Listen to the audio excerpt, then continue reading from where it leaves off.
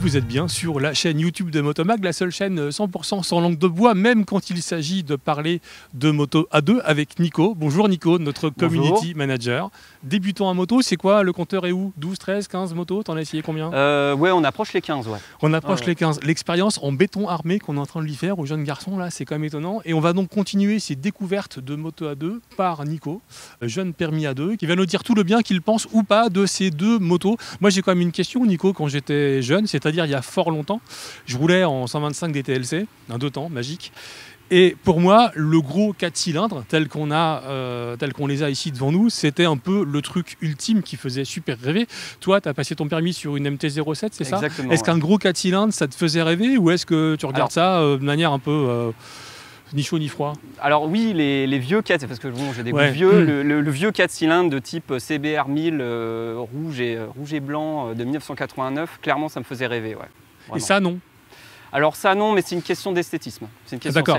Honnêtement, le look Sugumi est vraiment réussi sur celle-ci, mais voilà, côté roadster moderne, c'est pas ce que je préfère. Au niveau look, toi qui es donc un vieux dans un corps de jeune, tu as connu l'histoire des deux phares superposés. Ça a toujours donné des bides absolus. La Yamaha XJ 750 CK, que Fred, derrière la caméra, nous mettra en incrustation.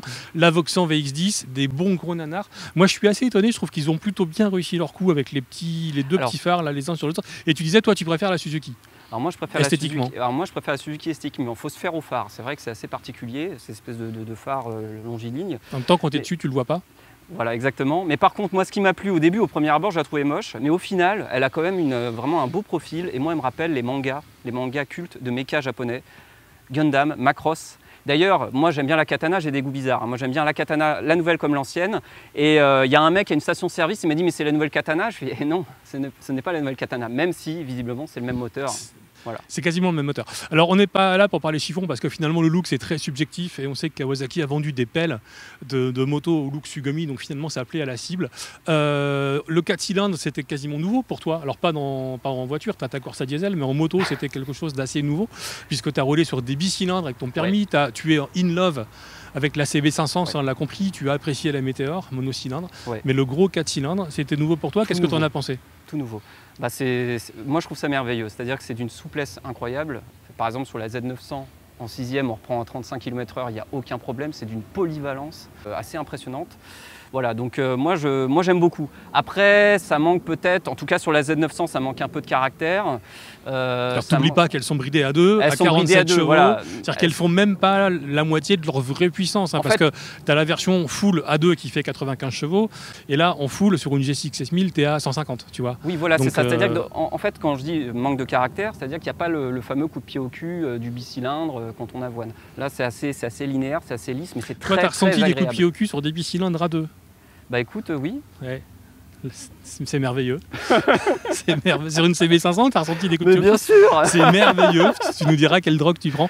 Alors, tu découvriras un jour, bientôt on te le souhaite, le côté. Parce qu'en fait, le 4 cylindres, c'est un moteur qui est rageur. Ouais. Ça prend des tours à n'en plus finir, et plus tu accélères, plus ça hurle et plus ça pousse. Tu vois. Et tu verras que la Z900, ça a du vrai bon caractère. Tu verras qu'une Katana ou qu'une GSX 1000, c'est dur à dire GSX 1000 en full, mais ça t'allonge les bras, mon gars. Tu vas découvrir ce que c'est que la téléportation. Quoi. Voilà. Mais pour l'instant, tu es limité à 47 chevaux.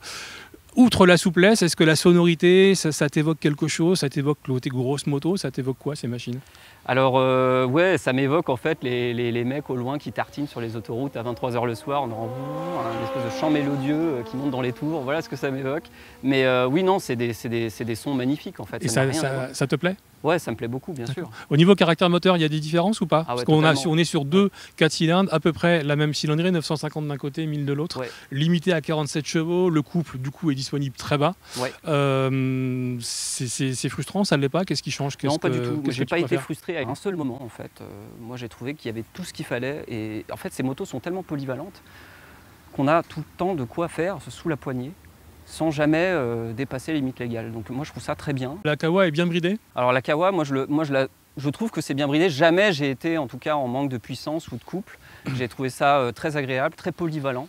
Franchement, que ce soit en ville ou sur voie rapide, aucun problème. Celle-ci par contre, elle a plus de caractère, elle est plus hargneuse. La puissance arrive plus vite, le couple arrive légèrement plus vite. En fait, voilà, c'est plus rugueux. Mmh. Celle-ci est plus souple, plus agréable, plus confortable. Tu Au préfères final, la à conduire. rugosité ou la fluidité? Alors au début, j'étais vraiment sur la Z900 et au final, je préfère celle-ci. D'accord. Celle-ci, il y a vraiment un caractère, il y a quelque chose D'accord. vraiment qui me plaît beaucoup. Elle est plus agile aussi dans les courbes. Elle est plus, en fait, elle fait quasiment le même poids, mais on la sent pas. D'accord. On la sent mieux répartie, alors que celle-ci, une espèce de grosseur entre les jambes. Bah, le cadre élargit un petit peu les jambes. Voilà, là-dessus. exactement. Celle-ci, François me disait que c'était un cadre de GSXR.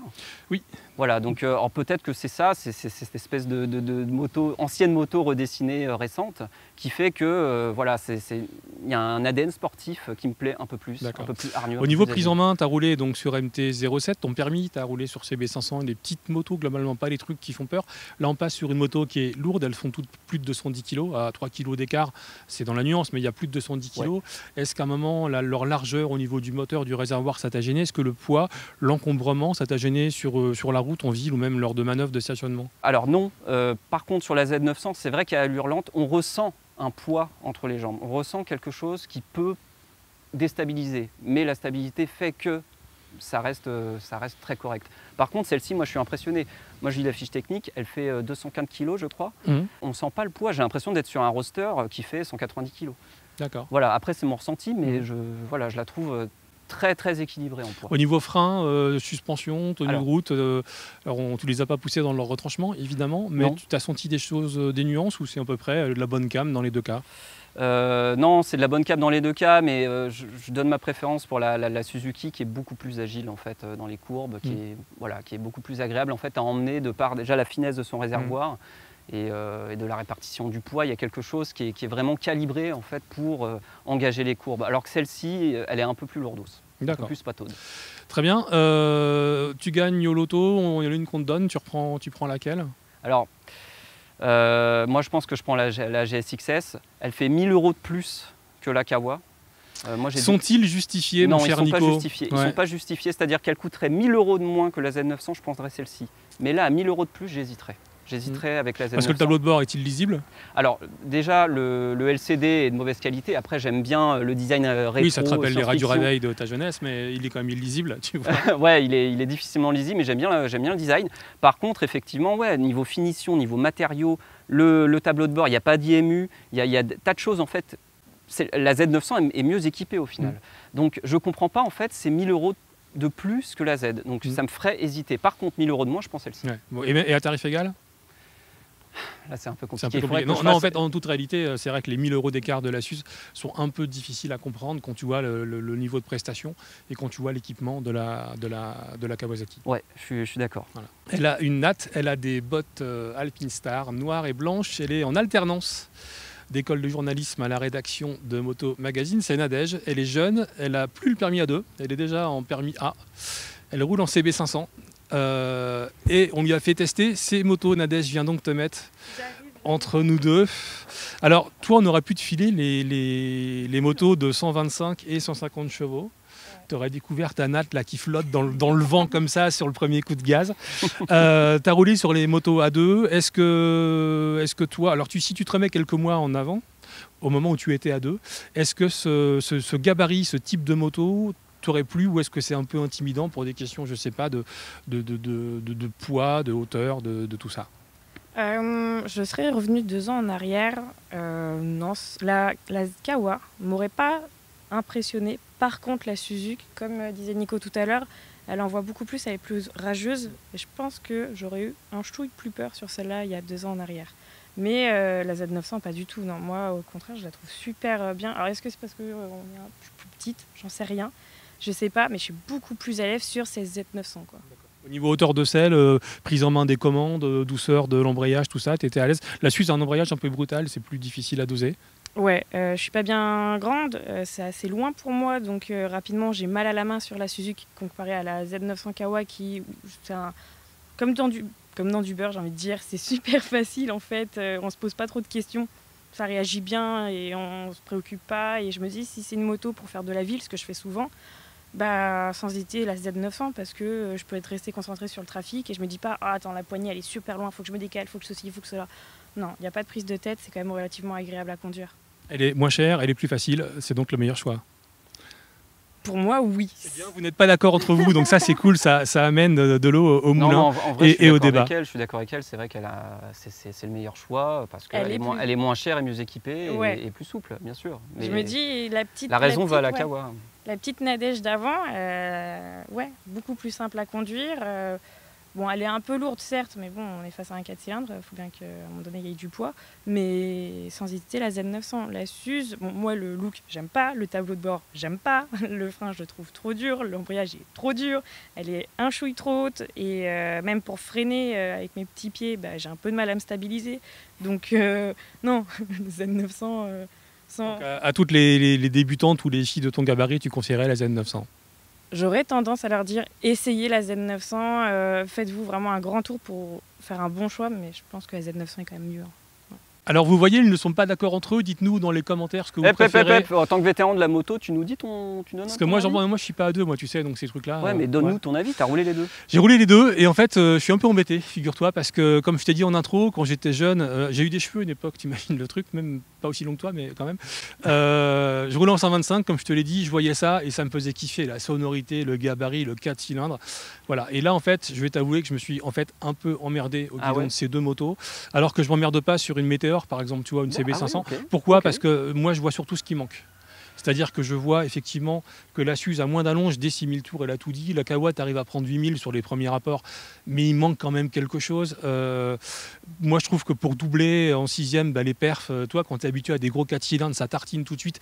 Je ne vais pas dire que je trouve ça dangereux, mais je trouve que des fois, c'est un peu chaud de doubler avec ça quand tu es en reprise en 6e ou même en 4, parce que tu prends les tours, mais il n'y a rien dans les tours, donc tu vois, il y a quelque chose qui me plaît pas.